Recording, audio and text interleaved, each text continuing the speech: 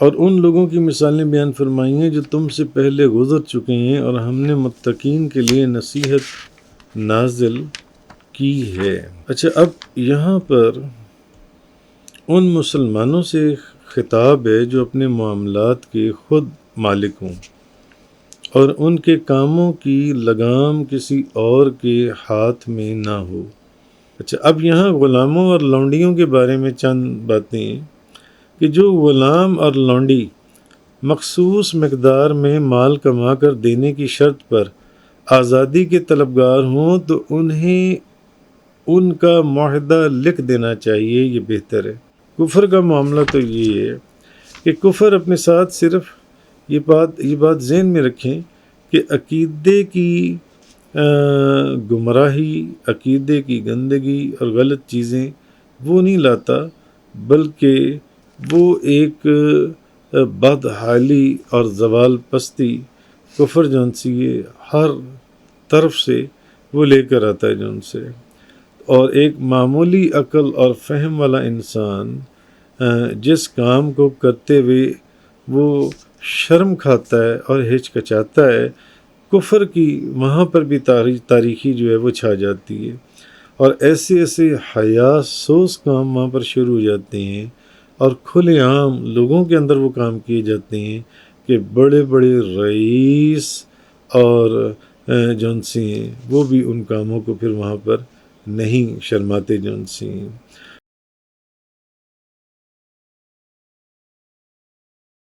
وَلْيَسْتَعْفِفِ الَّذِينَ لَا يَجِدُونَ نِكَاحًا حَتَّى يُغْنِيَهُمُ اللَّهُ مِنْ فَضْلِهِ وَالَّذِينَ يَبْتَغُونَ الْكِتَابَ مِمَّا مَلَكَتْ أَيْمَانُكُمْ فَكَاتِبُوهُمْ إِنْ عَلِمْتُمْ فِيهِمْ خَيْرًا وَآتُوهُمْ مِنْ مَالِ اللَّهِ الَّذِي آتَاكُمْ۔ اور جو لوگ نکاح کرنے کی گنجائش نہیں رکھتے وہ اپنی پاکیزگی برقرار رکھیں حتیٰ کہ اللہ اپنے فضل سے انہیں غنی کر دے، اور تمہارے غلاموں میں سے جو مکاتب ہونا چاہیں ان کو مکاتب کر دو اگر تمہارے علم میں ان کی بہتری ہو، اور تم ان کو اللہ کے اس مال میں سے دو جو اس نے تم کو دیا ہے۔ وَلَا تُكْرِهُوا فَتَيَاتِكُمْ عَلَى الْبِغَاءِ إِنْ أَرَدْنَا تَحَصُّنًا لِتَبْتَغُوا عَرْضَ الْحَيَاةِ الدُّنْيَا وَمَنْ يُكْرِههُنَّ فَإِنَّ اللَّهَ مِنْ بَعْدِ إِكْرَاهِهِنَّ غَفُورٌ رَحِيمٌ۔ اور تمہاری باندیاں اگر پاک دامن رہنا چاہیں تو ان کو بدکاری پر مجبور نہ کرو تاکہ تم دنیا کی زندگی کا فائدہ طلب کرو، اور جو ان کو مجبور کرے گا تو اس کے جبر کے بعد اللہ ان باندیوں کو بہت بخشنے والا ہے۔ وَلَقَدْ أَنزَلْنَا إِلَيْكُمْ آيَاتٍ مُبَيِّنَاتٍ وَمَثَلًا مِّنَ الَّذِينَ خَلَوْا مِن قَبْلِكُمْ وَمَوْعِظَةً لِّلْمُتَّقِينَ۔ اور بے شک ہم نے تم لوگوں کی طرف واضح آیتیں نازل فرمائی ہیں، اور ان لوگوں کی مثالیں بیان فرمائی ہیں جو تم سے پہلے گزر چکے ہیں، اور ہم نے متقین کے لیے نصیحت نازل کی ہے۔ اچھا، اب یہاں پر ان مسلمانوں سے خطاب ہے جو اپنے معاملات کے خود مالک ہوں اور ان کے کاموں کی لگام کسی اور کے ہاتھ میں نہ ہو، کیونکہ جس کے معاملات کسی اور کے اختیار میں ہوں وہ اپنے معاملات میں بذات خود تصرف نہیں کر سکتا، مثلا جیسے نابالغ یا کم عقل جو ہے اس کے تصرفات پر ان کا جو سرپرست ہے وہ ایک پابندی لگا دیتا۔ اب یہاں مسلمانوں کو اپنی پاکیزگی برقرار رکھنے کا حکم دیا گیا جبکہ ان کے لیے نکاح کرنا مشکل ہو، تو زیادہ تر نکاح کرنا مشکل اس وقت ہوتا ہے جب انسان کے پاس نکاح کرنے کی گنجائش نہ ہو۔ اس لیے فرمایا کہ ایسے لوگ اپنی پاکیزگی قائم رکھیں حتیٰ کہ اللہ اپنے فضل سے انہیں غنی کر دے۔ اور اس کے اوپر بھی پچھلی آیت، پچھلے بیان کے اندر بہت تفصیل سے گفتگو ہوئی تھی جو ان سے یہ، یعنی اگر تو ایک تو نکاح کا اس لیے بھی حکم دیا گیا ہے، شریعت دیتی ہے کہ اگر انسان کو، کسی شخص کو زنا میں پڑنے کا اندیشہ ہو، اسے شک ہو، یا اس کو ایک گمان ہو، ایک اندیشہ ہو کہ اگر میں نے نکاح نہ کیا تو کہیں میں زنا نہ کر بیٹھوں، تو اس پر نکاح کرنا واجب ہے۔ لیکن اگر اس کو یقین ہو کہ اگر میں نے نکاح نہ کیا تو میں زنا کر لوں گا، تو اب اس پر نکاح کرنا فرض ہے، اب واجب نہیں ہے۔ تو بہرحال نکاح کرنے سے اللہ تعالیٰ نے قرآن کریم میں یہ بھی فرمایا کہ جو بندہ پاکیزگی، یعنی جو پاکیزگی کی نیت سے نکاح کرے گا کہ میں پاکیزہ رہوں، تو اللہ تعالیٰ اپنے فضل اور کرم سے اس کو غنی کر دے گا جو ان سے ہے، تو اور ان کے لیے ایسے اسباب اور وسائل مہیا کر دے جن سے وہ آسانی کے ساتھ نکاح کر سکیں۔ اب یہاں جو ان سے بہرحال تو مسلمانوں کو اپنی پاکیزگی برقرار رکھنے کا حکم دیا گیا، جبکہ اگر ان کے لیے نکاح کرنا ہی مشکل ہو جائے تو اب جب انسان کے پاس نکاح کرنے کی گنجائش نہ ہو تو پھر وہ کیا کرے؟ تو ایسے لوگ اپنی پاکیزگی قائم رکھیں۔ حکم دیا کہ پھر بھی پاکیزگی کو قائم رکھیں کہ اللہ اپنے فضل سے ان کو غنی کر دے اور ان کے لیے ایسی اسباب اور وسائل پیدا کر دے جن سے وہ آسانی کے ساتھ نکاح کر سکیں۔ تو جو شخص نکاح کی طاقت رکھتا ہو اس کے لیے تو بہتر یہ ہے، مستحب ہے کہ وہ نکاح کرے، اور اگر وہ نکاح کی طاقت نہیں رکھتا تو وہ بدکاری نہ کرے اور اپنی پاکیزگی کو برقرار رکھے۔ اگر اس پر شہوت کا غلبہ ہو تو وہ روزے رکھے، جو مفسرین نے بیان کیا، جو تفاسیر کے اندر، وہ روزے رکھے، کیونکہ روزہ رکھنے سے جو شہوت ہے، شہوت کا زور ٹوٹ جاتا ہے جو ان سے۔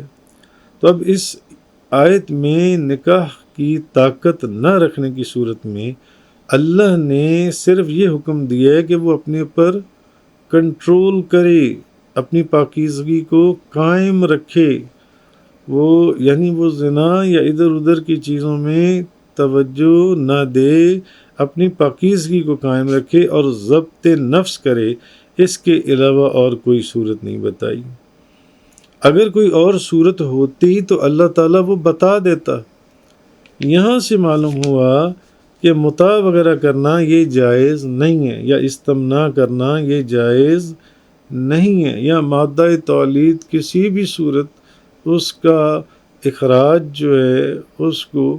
وہ جائز نہیں ہے۔ اس کی تفصیل کتابوں میں موجود ہے، وہ آپ وہاں سے دیکھ سکتے ہیں۔ تو اس کے علاوہ کوئی اور صورت نہیں ہے، بس اللہ نے یہ فرمایا کہ اپنی پاکیزگی کو قائم رکھیں۔ مفسرین نے کہا کہ زیادہ سے زیادہ روزے رکھیں تاکہ وہ جو شہوت کا زور ہے وہ ٹوٹ جائے اور وہ کسی غلط راستے پر نہ جائے، اور اس کی پاکیزگی جو ہے وہ قائم رہے جو ان سے ہے۔ والذین یبتغون الکتاب، اور جو مال کما کر دینے کی شرط پر آزادی کے طلبگار ہوں۔ اچھا، اب یہاں غلاموں اور لونڈیوں کے بارے میں چند باتیں ہیں کہ جو غلام اور لونڈی مخصوص مقدار میں مال کما کر دینے کی شرط پر آزادی کے طلبگار ہوں تو انہیں ان کا معاہدہ لکھ دینا چاہیے، یہ بہتر ہے، یہ مستحب ہے۔ وہ یہ ان لوگوں کے لیے کہ جو مال کما کر ایک مخصوص مقدار میں آزادی کے طلبگار ہوں، تو ٹھیک ہے، اگر وہ کچھ مال کما کر آپ کو دیتے ہیں تو آپ ان کو آزاد کر دیں، ایسا معاہدہ لکھ دیں، یہ مستحب ہے۔ اور اس طرح کی آزادی کو شریعت کی اصطلاح میں کتابت اور ایسا معاہدہ کرنے والے غلام کو مکاتب کہتے ہیں۔ اور جو مال دینا طے پائے اسے بدلے کتابت کہا جاتا ہے اس کے اندر۔ تو یہاں یہ فرمایا گیا کہ غلاموں اور لونڈیوں کے بارے میں کہ اگر وہ کوئی مخصوص مقدار میں مال کما کر دینے کی شرط پر آزادی چاہتے ہیں تو انہیں آزاد کر دیا جائے جو ان سے۔ تو یہ ہے اسلام جو ان سے۔ جبکہ کفر جو ان سے، کفر کی حالت تو یہ تھی، کفر کا معاملہ تو یہ ہے کہ کفر اپنے ساتھ صرف یہ بات ذہن میں رکھیں کہ عقیدے کی گمراہی، عقیدے کی گندگی اور غلط چیزیں وہ نہیں لاتا، بلکہ وہ ایک بدحالی اور زوال پستی کفر جون سی ہے ہر طرف سے وہ لے کر آتا ہے جون سے۔ اور ایک معمولی عقل اور فہم والا انسان جس کام کو کرتے ہوئے وہ شرم کھاتا ہے اور ہچکچاتا ہے، کفر کی وہاں پر بھی تاریخی جو ہے وہ چھا جاتی ہے، اور ایسے حیا سوز کام وہاں پر شروع ہو جاتے ہیں، اور کھلے عام لوگوں کے اندر وہ کام کیے جاتے ہیں کہ بڑے بڑے رئیس اور جون سی ہیں وہ بھی ان کاموں کو پھر وہاں پر نہیں شرماتے جون سی ہیں۔ اور عرب کے جو قبائل تھے، یہ ایک تو اپنے تکبر اور دوسرا اپنے غرور کی وجہ سے یہ تو پہلے ہی مشہور تھے، لیکن کفر کی گمراہی جو ہے یہ ان کی بھی رگوں کے اندر سما گئی تھی، اس لیے یہ ایسی گھنونی حرکتیں کرتے تھے جو آپ نے پیچھے تفاسیر کے اندر کئی دروس میں آپ نے سنی، اپنی بچیوں کے ساتھ اپنے گھروں کے اندر ایسی گھنونی حرکتیں دن کے اجالے میں کرتے تھے کہ اور خود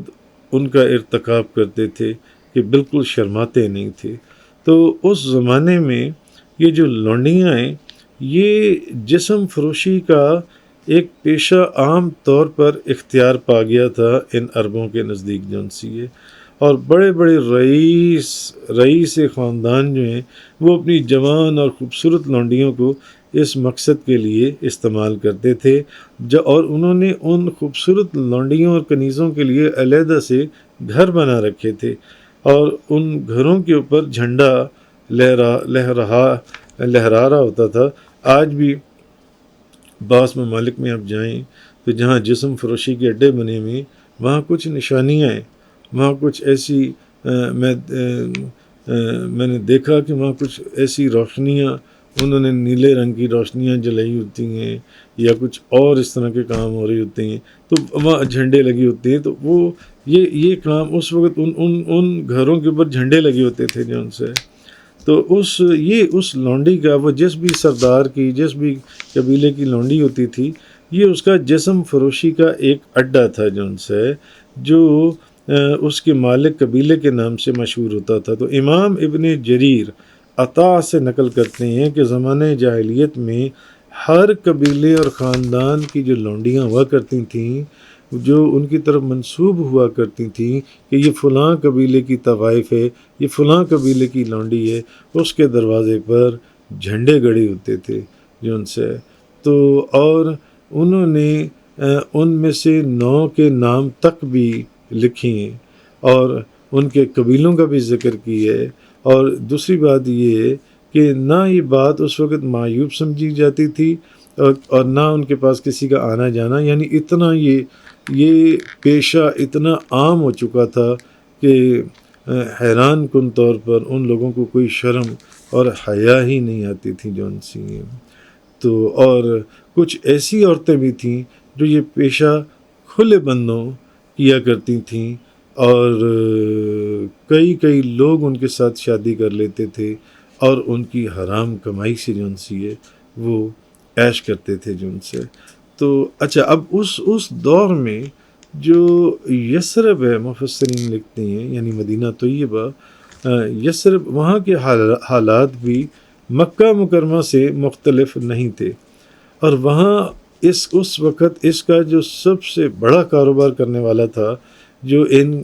عورتوں سے یہ پیشہ کرواتا تھا، وہ خود عبداللہ بن ابی تھا۔ عبداللہ بن ابی منافق جو تھا، جسے اس وقت مختلف قبائل جو ہیں وہ اپنا بادشاہ اور مقرر کرنے والے تھے، اور جب نبی پاک صلی اللہ علیہ وسلم تشریف لائے اس وقت اس کے لیے سونے کا تاج مکمل ہو رہا تھا، اور اس کو وہاں پر یہ سونے کا تاج پہنایا جانا تھا،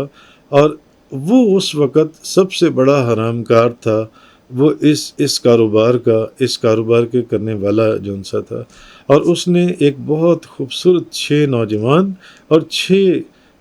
خوبصورت یہ طوائفیں 6 عورتیں جون سی ہیں وہ اس نے رکھی ہوئی تھیں، اور ان میں سے ہر ایک کے لیے اب ان 6 نوجوان اور 6 عورتوں کے لیے ایک مقررہ رقم کا کمانا ہر روز کے لیے ضروری تھا، کہ ان 6 مردوں نے بھی اور 6 عورتوں نے بھی اتنی رقم کما کے لانی ہے جون سی ہے۔ اور اگر کوئی لونڈی، وہ جو خوبصورت نوجوان یا لڑکیاں تھیں، اگر وہ رقم کما کے نہ لاتے تو وہ ان کے اوپر تشدد کرتا تھا، اور مقررہ رقم جو اس نے کہی ہوئی تھی وہ اگر وہ لوگ نہ دیتے، وہ 12 بندے جو ان سے، تو ان کو مجبور کیا جاتا کہ یہ رقم لے کے آؤ جو ان سے۔ تو کہا جاتا ہے کہ وہ پھر ان لونڈیوں سے صرف دولت ہی نہیں کمایا کرتا تھا بلکہ اس سے سیاسی فائدے بھی حاصل کرتا تھا۔ مثلا عرب قبائل میں سے اگر کوئی کسی قبیلے کا رئیس آتا تو وہ پھر اس رئیس کو، اس نے ایک لونڈی معاذہ رکھی ہوئی تھی، اس لونڈی کو اس کے پاس رات گزارنے کے لیے بھیجتا، اور وہ لونڈی اس کے ساتھ رات گزارتی۔ اب اس کے اندر یہ تھا تاکہ وہ جو عرب قبیلے کا سردار ہے وہ ہمیشہ اس کے عبداللہ بن ابی کے احسان کو یاد رکھے، جو پولیٹیکل سرگرمیاں ہیں اس کے اندر وہ اس کی امداد اور ہر وقت اس احسان کو یاد رکھے کہ اس نے مجھے وہ ایک لونڈی جون سی ہے اس کو رات گزارنے کے لیے میرے پاس بھیجا تھا جون سے۔ اور تو یعنی وہ ضرورت کے وقت جون سے وہ اسے اپنے سیاسی جو اس کے عزائم تھے اس کی تکمیل کے لیے بھی وہ استعمال کرتا تھا جون سے۔ تو علامہ ابن کثیر، علامہ آلوسی اور کچھ اور مفسرین نے بھی اس کی تصریح کی ہے، اور یہی لونڈی جو معاذہ ہے یہ ایک روز اخیر تنگ آ کر، کیونکہ عبداللہ بن ابی نے اس کو تو اس کام کے لیے رکھا ہوتا تھا کہ جو باہر سے جو لوگ آتے تھے وفد وغیرہ کی صورت میں، کوئی بڑا سردار تھا، یہ اس کو مجبور کرتا تھا کہ اس کے پاس رات گزارو جون سے۔ اس نے آ کر یہ ساری بات اس لونڈی نے حضرت ابو بکر صدیق کو بتائی، تو اور اپنی داستان غم اس نے آ کے روئی جون سی ہے۔ تو حضرت ابو بکر صدیق نے پھر نبی کریم صلی اللہ علیہ وسلم کی بارگاہ رسالت میں آپ صلی اللہ علیہ وسلم میں یہ ساری گزارش پیش کی، تو حضور نے فرمایا کہ اس کو اپنے قبضے میں لے لو۔ اب جب حضرت ابو بکر صدیق نے اس کو فوراً اپنے قبضے میں لے لیا تو اب عبداللہ بن ابی نے شور مچا دیا، اس نے کہا دیکھو کہ آپ صلی اللہ علیہ وسلم اب ہماری لونڈیوں کو بھی اپنے قبضے میں لینا شروع ہو گئی ہیں۔ اب اس نے یہ بکواس کرنی شروع کر دی، تو اس وقت یہ آیت جون سی ہے پھر نازل ہوئی جون سی ہے۔ تو اس طرح قانونی طور پر یہ جو عیاشی کے اڈے تھے جون سی ہیں، ان کو یہ اسلامی معاشرے سے ان کی حیثیت کو ختم کر دیا گیا، مگر یورپ کے اندر آج بھی ان عیاشی کے اڈوں کو مکمل قانونی پشت پناہی حاصل ہے، اور وہ عیاشی کے اڈے ایک لائنوں کے اندر ہیں یورپ کے اندر۔ میں خود دیکھ کر آیا، وہاں پر باہر سڑکوں کے اوپر سے گزرنے والوں کو نظر آتی ہیں، اور ان میں عورتوں کے اڈے علیحدہ ہیں اور مردوں کے اڈے علیحدہ ہیں ان سے ہیں، تو وہ جسم فروشی کے۔ تو بہرحال مگر اس کا یہ مطلب بھی نہیں کہ اگر وہ پاک دامن ہونے کا ارادہ نہ کریں تو پھر ان کو اس پیشہ کرنے کی اجازت دے دی جائے، نہیں، یہ ایسا نہیں ہے۔ مقصد یہ ہے کہ مالک کی طرف سے جون سا ہے یہی صورت ہے کہ لونڈی کی اگر مرضی نہ ہو وہ اس سے دور بھاگے، لیکن جو بے غیرت مالک ہے وہ اسے یہ پیشہ کرنے پر مجبور کرے، یہ غلط چیز ہے جون سی نہ، ایسا بالکل بھی نہیں۔ تو اس صورت میں ساری ذمہ داری، سارا گناہ اس مالک پر ہوگا، لیکن اگر وہ اپنی مرضی سے اس فعل کبھی کا ارتکاب کرے تو تو اب جرم اس کا ہوگا اور اس کا گناہ، اس کی سزا بھی اسے ہی ملے گی. تو یہ چیز ہے. تو اصل میں یہاں ان مالکوں کو بھی غیرت دلانا مقصود ہے کہ تم سے بڑھ کر بھی کوئی بے حیا اور بے شرم نہیں ہوگا کہ تم نے غیرت کو کہاں پھینک دیا جن سے کہ تم انہی لونڈیوں سے تم اس طرح کی کمائی جن سے یہ کماتے ہو جن سے اور کھاتے ہو. تو تمہاری لونڈی جو ہے وہ پاکیزہ رہنا چاہتی ہے اور تم اسے غلاظت کے اس گڑھے میں پھینکنے پر مجبور کرتے ہو. تو یہ چیز جن سی ہے یہ بالکل غلط ہے جن سی. علامہ قرطبی لکھتے ہیں کہ ایک تو وہ زنا کی اجرت وصول کرتے تھے، دوسرے اگر اس لونڈی سے اولاد ہوتی تو وہ اس کو اپنا غلام بنا لیتے اور اسے فروخت کر کے قیمت وصول کرتے. یعنی کہ ایک تو وہ زنا کی اجرت وصول کرتے تھے، دوسرا اس لونڈی سے اگر کوئی بچہ پیدا ہوتا تو اس کو اپنا غلام بناتے اور پھر اس کو اس بچے کو بھی فروخت کر کے اس کے بھی پیسے وہ وصول کرتے تھے. اور یہ ان کے ایک بزنس کا طریقہ تھا جن سے. اور اگر جو زنا کرنے والا ہے وہ کسی قبیلے کا سردار ہوتا تو اس کے حمل سے کوئی بچہ پیدا ہوتا تو وہ اس لونڈی کو 100 اونٹ بطور فدیہ ادا کر اپنا بچہ لے جاتا اور لونڈی جو ہے وہ 100 اونٹ اپنے مالک کو دے دیتی. اس طرح انتہائی ایک بے غیرتی سے وہ دولت کمانے میں لگے رہتے جون سی ہیں. تو اس آیت میں ایسی کمائی جون سی ہے اس کو حرام قرار دے دیا گیا. اور حضور نبی پاک صلی اللہ علیہ وسلم نے بھی صاف الفاظ میں فرما دیا تھا کہ زانیہ کی جو کمائی ہے یہ ناپاک ہے، یہ ناپاک ہے. تو اللہ تعالی ہمیں ان چیزوں کو سمجھنے کی توفیق عطا فرمائے. وآخر دعوانا ان الحمد للہ رب العالمین. تفسیر قرآن کا یہ لیکچر انگلش میں سننے کے لیے براہ کرم ڈسکرپشن میں موجود لنک پر کلک کریں.